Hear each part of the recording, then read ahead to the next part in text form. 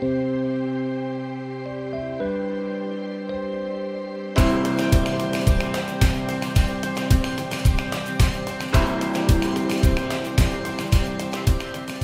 5G, Claire, lots of hype. What do you think is going to be the reality going into 2020?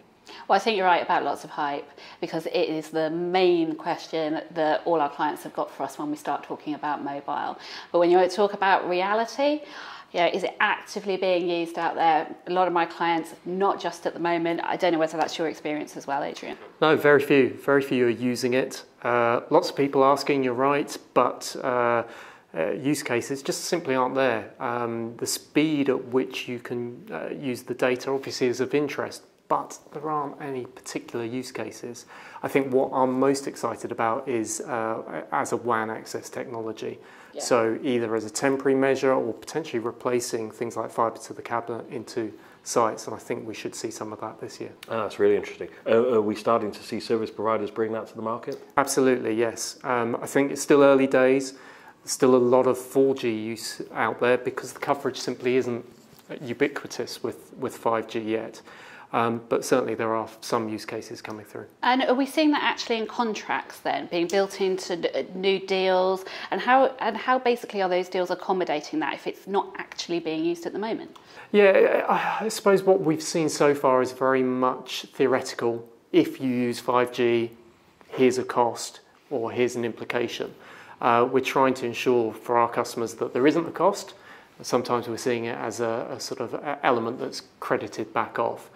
But again, we need to look at the future requirements of businesses and ensuring that those contracts are ready to handle that.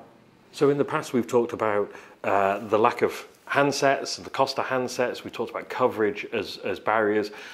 Presumably we're going to start to see those things get resolved in 2020. I think from my perspective, we're going to start to see them being resolved. When we actually get to December 2020, are we actually going to have answers to all that stuff?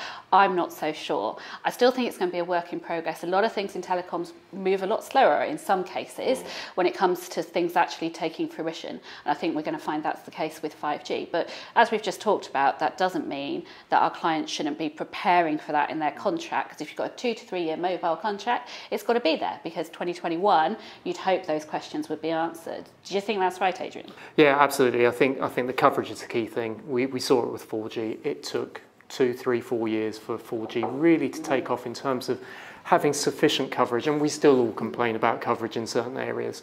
So 5G is the same. If you're a business in a central part of a major city or town, great, you'll get 5G, but the minute you go outside of that town or city, you're back to 4G. So and again, what business case does it generate? What benefit does it give your employees? I think that's yet to be answered. And as you say, at the end of the year, maybe we'll have the answer.